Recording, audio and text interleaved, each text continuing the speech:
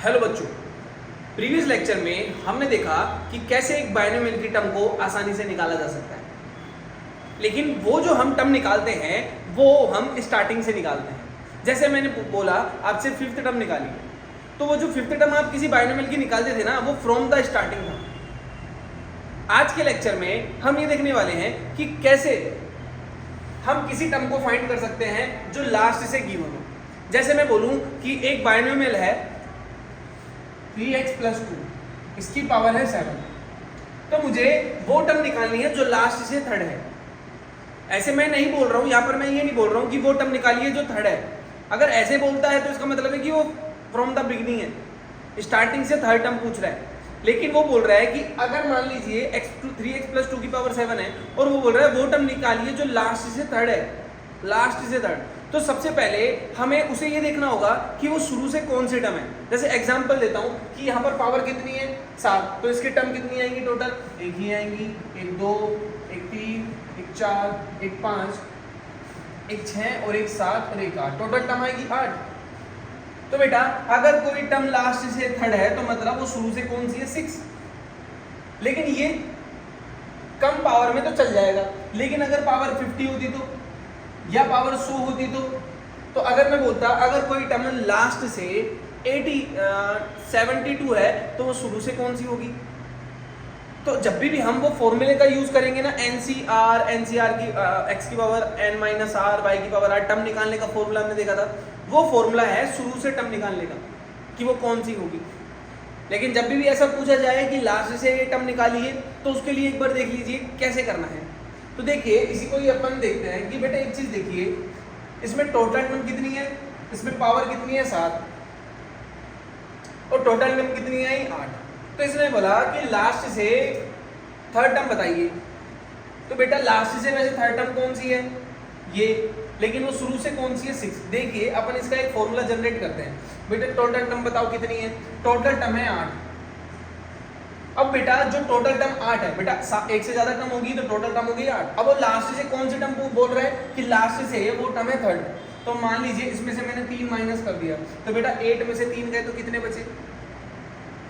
5। Last में जो भी आंसर आएगा उसमें मैं +1 कर दूंगा, तो देखिए 6 टर्म आ गई ना शुरू से। अगर मैंने आपसे बोला कि वो टर्म बताइए जो लास्ट से फिफ्थ है, तो शुरू से कौन सी होगी? अगर कोई टर्म लास्ट से फिफ्थ है तो शुरू से देखते हैं, तो टोटल टर्म देखिए कितनी है 8 माइनस लास्ट से कौन से टर्म है? लास्ट से बोल रहा है फिफ्थ है, तो बेटा लास्ट से फिफ्थ टर्म तो ये होगी ना, 1 2 3 4 5 ये होगी।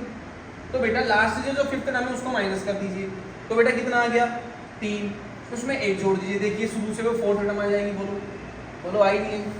तो बेटा अगर मैं फॉर्मूला जनरेट करूं तो क्या फॉर्मूला बनेगा?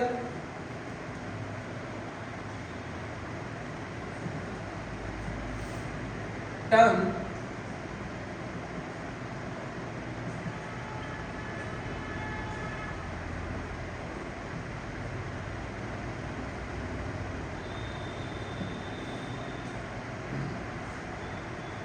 तो बेटा शुरू से जो टर्म होगी वो कैसे निकालेंगे?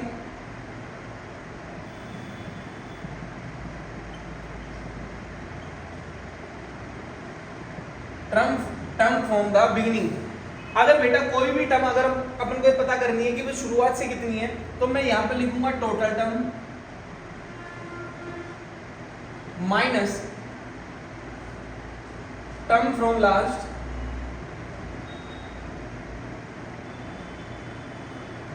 मैंने अभी बताया था ना, टोटल टर्म निकालेंगे, उसको जितने भी लास्ट से दी हुई है उसको माइनस कर देंगे, फिर लास्ट में अपन जोड़ देंगे +1।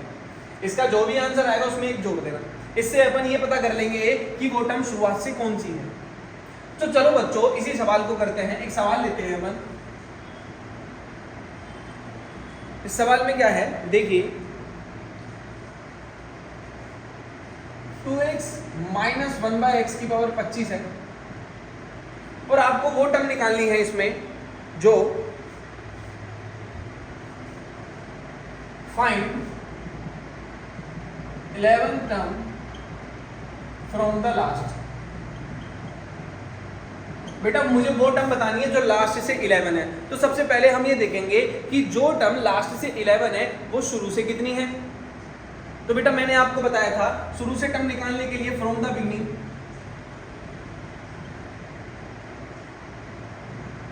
ठीक है, फ्रॉम द बिगनिंग,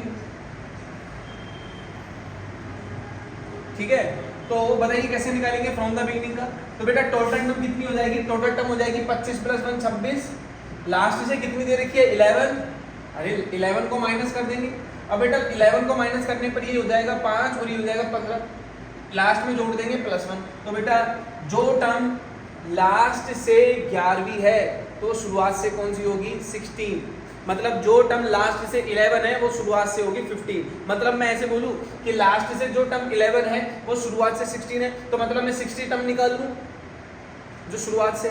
तो बेटा किसी भी टर्म को निकालने का सीधा सीधा तरीका क्या होता है, अगर मुझे 16 टर्म निकालनी है तो 16 टर्म निकालने का फॉर्मूला है 25c, एक कम कर देंगे 15, यही कराया था ना यहाँ पे।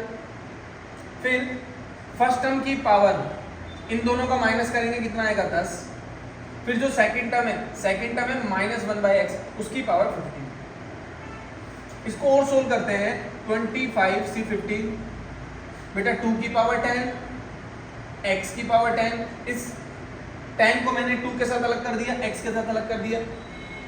फिर उसके बाद में मैंने माइनस को -1 है -1 को 15 के साथ अलग कर दिया और 1/x को भी 15 के साथ अलग कर दिया। आई थिंक ये समझ में आ गया होगा आपको।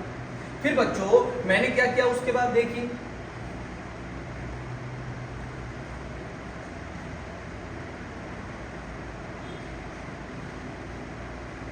अब इसको सोल्व करते हैं। 25 फैक्टोरियल अपॉन में 15 फैक्टोरियल इंटू में 10 फैक्टोरियल। बेटा ये लिखा है 2 की पावर 10 -1 की पावर 15, बेटा इसको लिख दूं x की पावर 10 और ये जो लिखा है 1/x, इसको ऐसे लिख दूं x की पावर -1 की पावर 15। बेटा ये क्या है 25 फैक्टोरियल अपॉन में 15 फैक्टोरियल इंटू में 10 फैक्टोरियल। 2 की पावर 10, अच्छा ये -1 की पावर 15 है, ये इवन है या ओड है, ओड है तो माइनस बाहर आ जाएगा। बोलो बात समझ में है।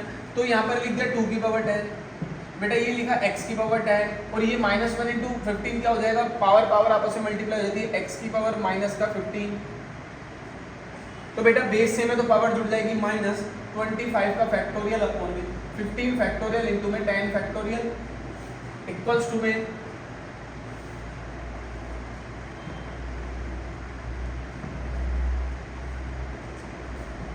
बेटा इक्वल्स टू में क्या आ जाएगा।